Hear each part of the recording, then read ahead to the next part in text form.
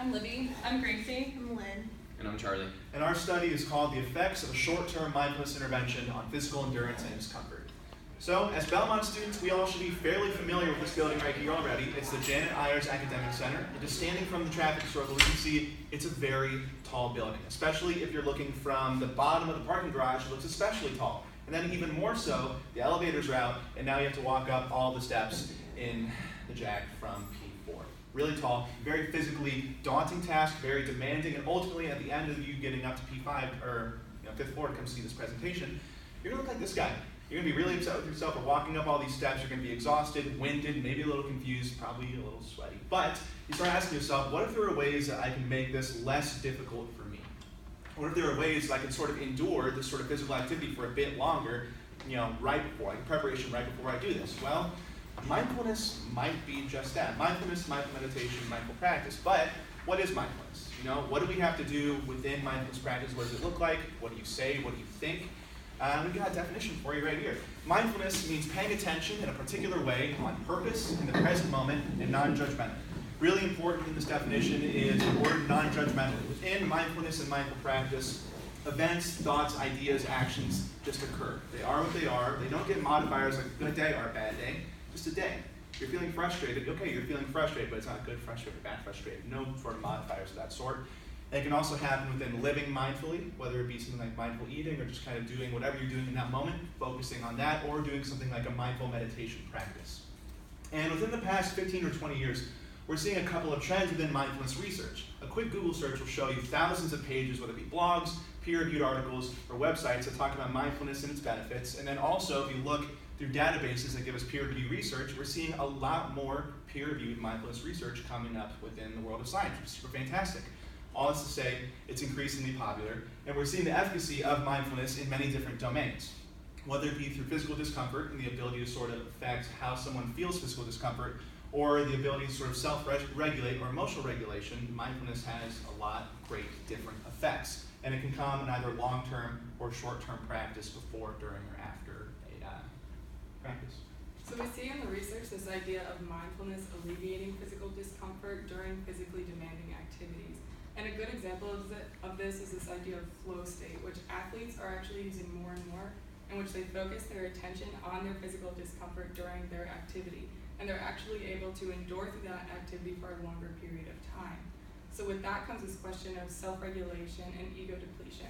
So ego depletion is this idea that we have this pool of mental energy, but it's limited, and we pull from it. But what mindfulness does is kind of increase our self-regulation, which tends to go down in a normal circumstance when our ego depletion kicks in.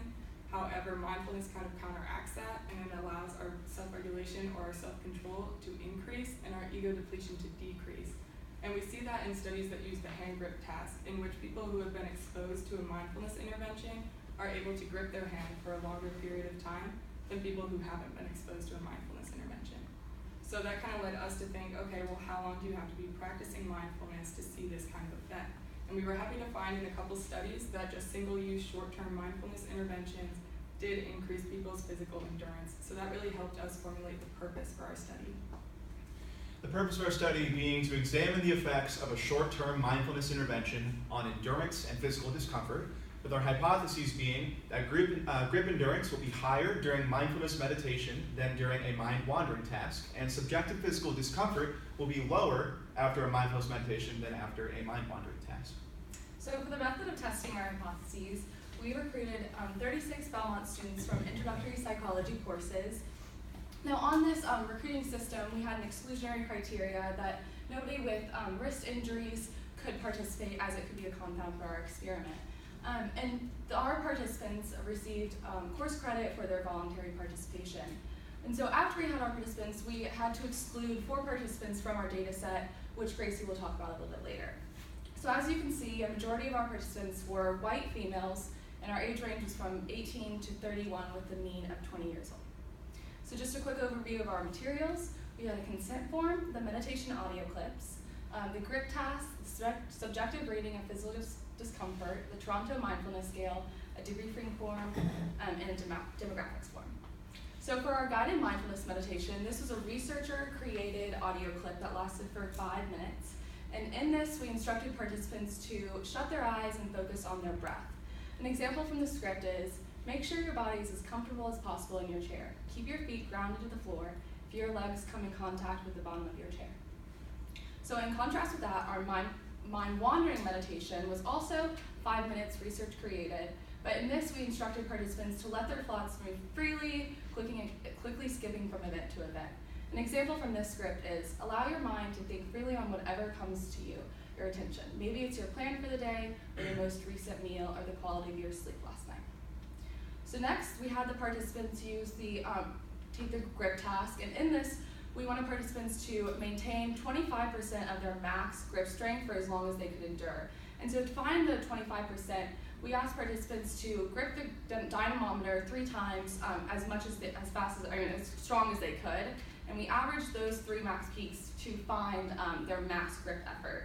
And so from that, we did a practice trial which participants had visual feedback where they could watch their grip strength on the monitor and try and stay at that 25% line. When they fell below 20%, this was when the trial ended. To do this, we used the BioPack interface and the clenched dynamometer, as you see here.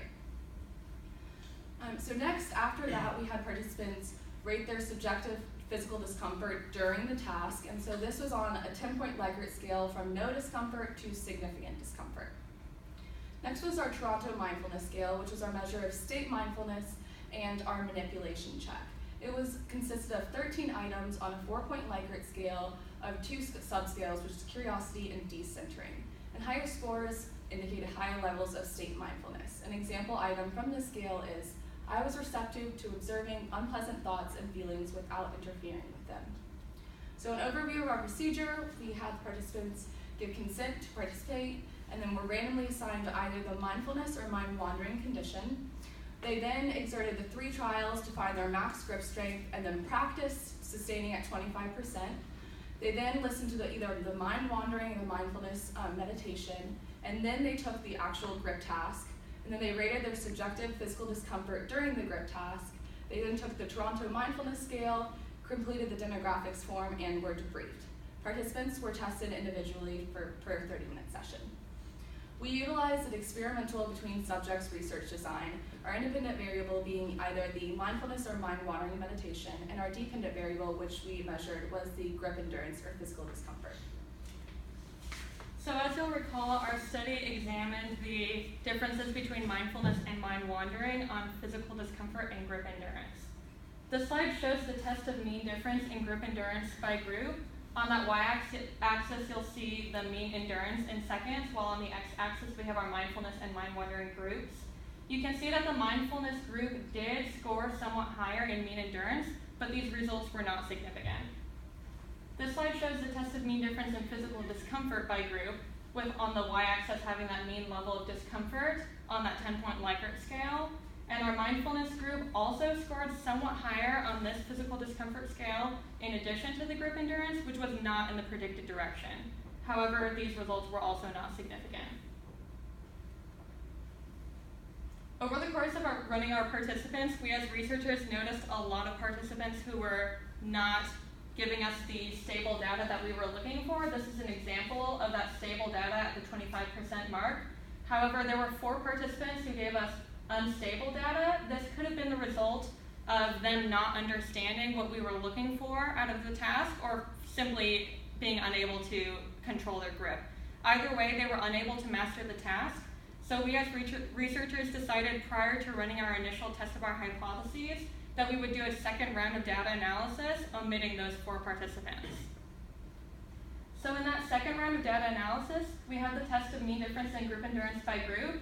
And again, that mindfulness group did score higher in mean endurance in seconds, and these results were actually significant. And in the test of mean difference in physical discomfort by group, again, the mindfulness groups did score higher. There was very little difference from the first round of data analysis, so these results were still not significant. And lastly, we did run a manipulation check to determine this difference in state mindfulness between groups. And interestingly, we found almost no difference between groups, and this is something we'll discuss more in the discussion section. All right, so first we'll just revisit our hypotheses. For our first hypothesis, we hypothesized that grip endurance levels would be higher in the mindful meditation group than in the mind wandering group. This was supported, which is consistent with previous research. There's a lot of research out there that supports the claim that mindfulness can be used as a tool to persevere through difficult moments, moments of discomfort, and can also help alleviate some of that discomfort. So as Gracie mentioned, we did run 2 sets of data analyses, and our hypothesis was actually only significantly supported in the second set of analyses after we excluded those 4 participants. But overall, we did see that the students in the mindful meditation group did grip longer than those in the mind wander group, so it was supported. This shows that a mindfulness intervention led to higher grip endurance than a mind wandering intervention, further indicating that higher levels of mindfulness allows a person to be better equipped to withstand discomforting situations than lower levels of mindfulness, which can allow us to further infer that higher mindfulness equals a better ability to be able to push yourself when things get difficult. So for our second hypothesis, we hypothesized that subjective physical discomfort would be lower in the mindful meditation group than in the mind wandering group.